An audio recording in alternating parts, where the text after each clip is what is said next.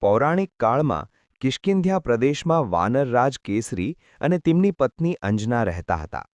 અંજના પૂર્વજન્મમાં અપ્સરા હતી અને શાપના કારણે ધરતી પર જન્મ લીધો હતો. તેમણે ભગવાન શિવની ઘોર તપસ્યા કરી.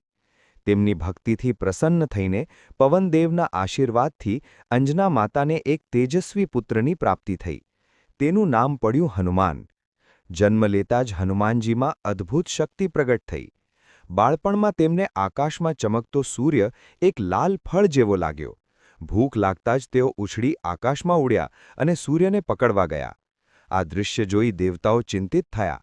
ઇન્દ્રદેવે પોતાના વજ્રથી હનુમાનજી પર પ્રહાર કર્યો, જેથી તેઓ ધરતી પર પડી ગયા. પુત્રની હાલત જોઈ પવનદેવ ક્રોધિત થયા અને સમગ્ર સૃષ્ટિમાં વાયુનું સંચાર બંધ કરી દીધું.